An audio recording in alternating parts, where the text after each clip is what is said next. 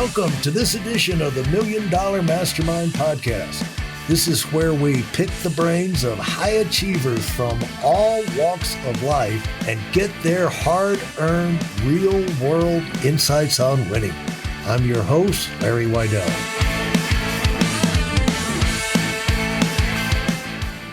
I'm back with Gus Gonzalez, and we're talking about winning. So thanks, Gus, for coming back. Thank you for having me, Larry. It's been great. And thanks for the impact you're making in the business world and so many other people's lives in terms of giving back. Appreciate you taking the time to share here some really personal type things. But you made a statement that we all need to think about. You know, it's like character matters, and the character of the people that are running things, or like you're thinking about going to work with a company, doing business with a company, partnering up with a company. If you smell a rat when you're around that person, it probably is a rat, and because body language is pretty valid most of the time, and the character matters. You know, because most times success is over a long period of time. And most of the time you're going to go through rocky roads, getting with a new company or getting into a business partnership or whatever. And so a lot of that success is going to be whether or not the other person ducks and runs and leaves you holding the bag. We got our good friend, John Lennon. When John got started in his trip up the business ladder, you know, he said he's out of North Carolina, and you know, they got North Carolina A&T there, and in Greensboro, and he said, okay, I'm going to get in real estate, and he got a partner, and they went and bought an office building. And, you know, they had people in the building, and, you know, they make maintenance and all that. Had to get a big loan for that because he was young in his career. Well, he stupidly let the other guy be in charge of the money. And when things got tough, it worked great for a while. You know, they were loving it and relaxed. You know, that's what happens when your character is not there. You have an arrogance about yourself. You assume, like you said, you know, it's all me, I'm good, you know, I can handle whatever happens. And you get sloppy at watching the details. I'm not saying John did that, but all of a sudden, he noticed that his partner had left town. The building was, you know, the funds weren't there in the account. The bank was calling. They're getting ready to foreclose. And this is 1980. He had 400.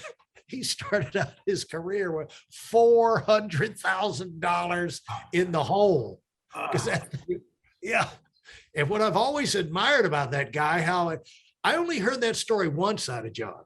And somehow in starting his new businesses, you know, and being around him quite a bit, I never heard anything else about that. Yeah. He just handled his business. Yeah. He didn't moan and groan, you know, if I didn't have this to deal with, if I didn't have that to deal with. Well, he just took the blow and said, okay, you know, I'm going to deal with it.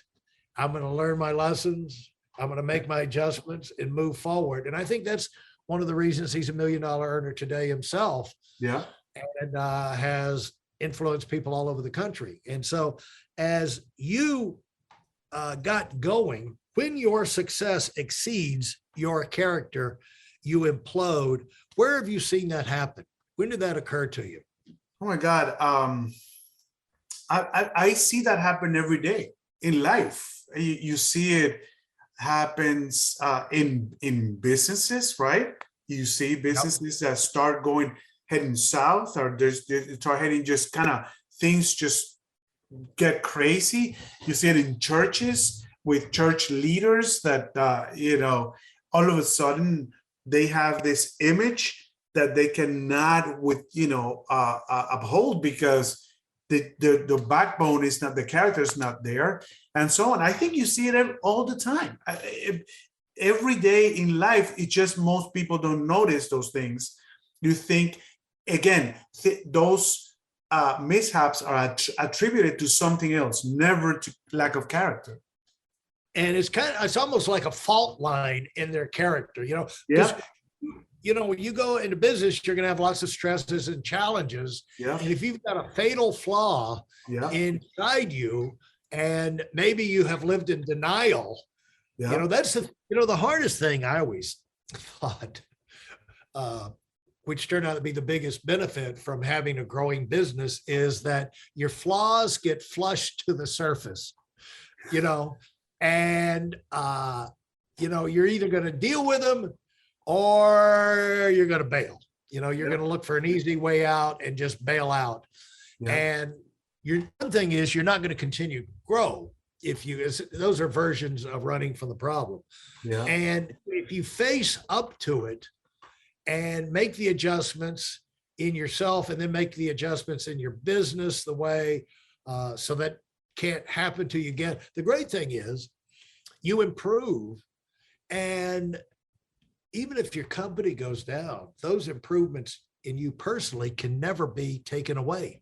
The greatest benefit is how you personally improve from the process of building and developing a new business and facing those challenges. It's just like, diamonds are created from pressure.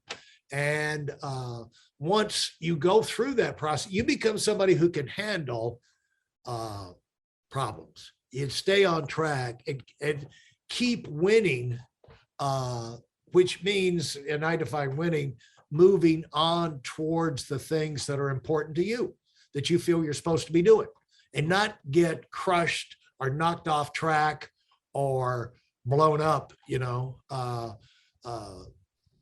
always can minimize that damage and move forward. And that confidence, and also a confidence that comes from that.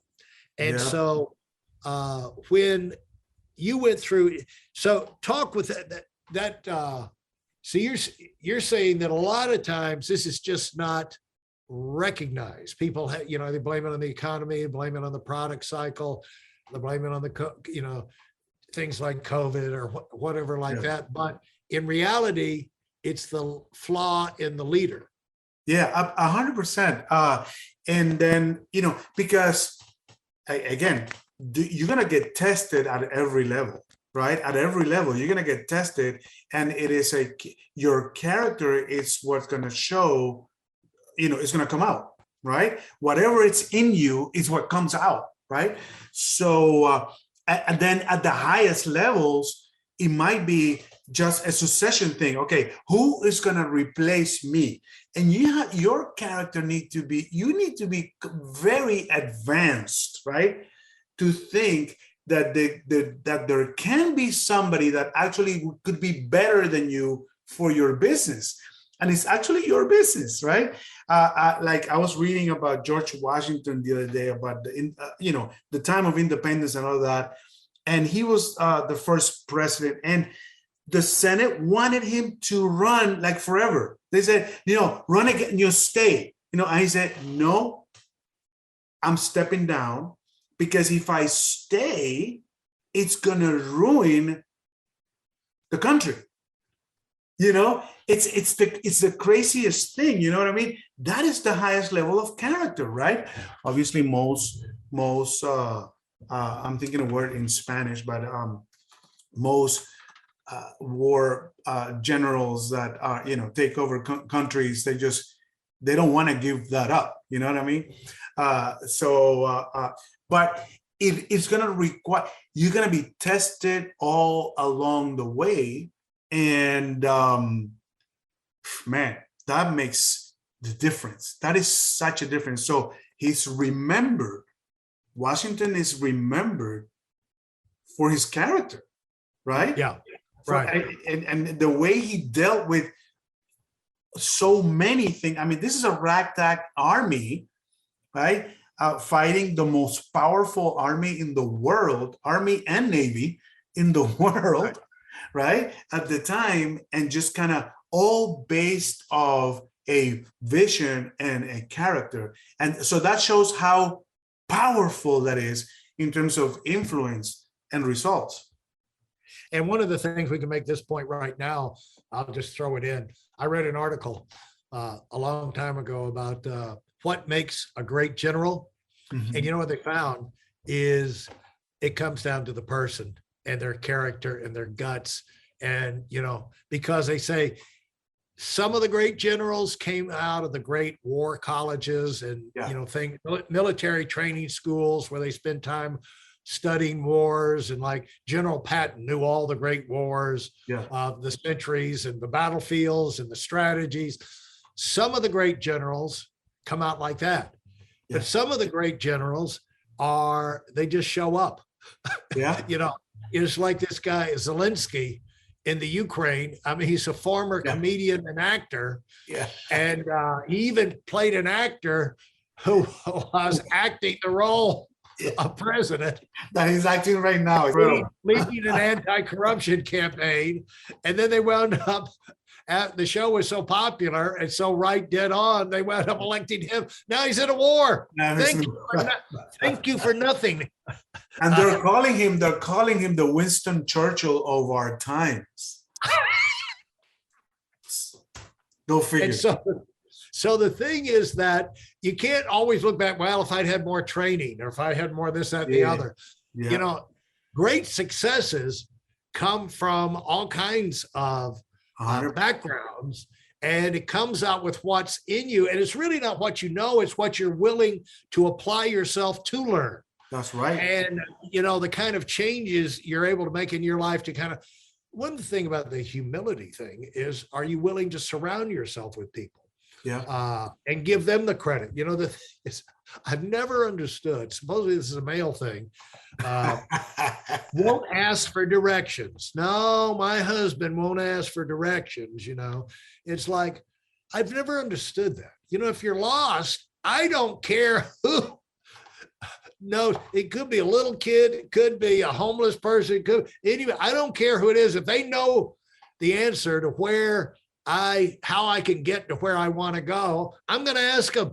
I don't remember arriving at a new destination at a party or a business event, and they said, let me ask you this. How did you figure out how to get here? Did you figure out all by yourself, or did someone tell you how to get here? You know, who cares? No one's going to, you know, spending here by being hungry. I've always been asking help from anywhere I could get it, because you know, people who have the answers, once you get the answers, boom, you're empowered.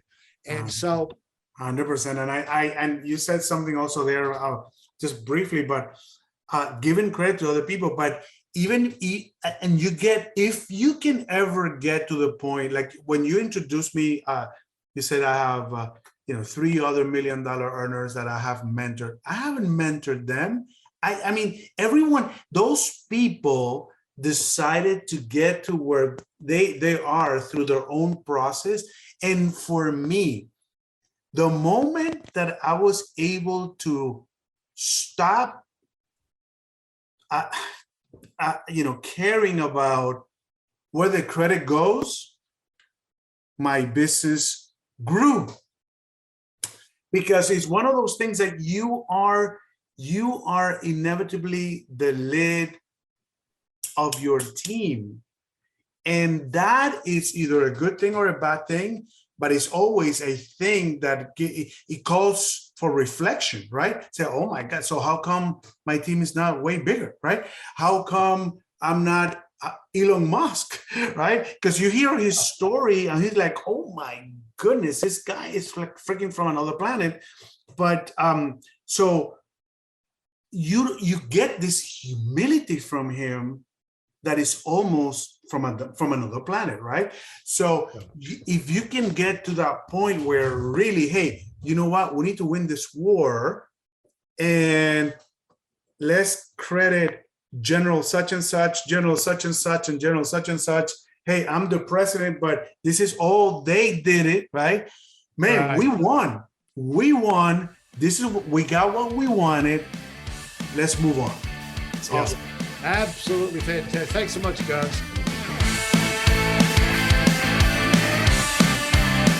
Thanks for listening to the $1 Million Mastermind. If you felt there were any valuable takeaways from this episode, please take a minute and leave us a 5-star review. Your feedback is important and really helps us get the word out to a wider audience. Remember, we have a valuable webinar that is absolutely free. Register for it right now at whitealumwinning.com. Thanks for listening.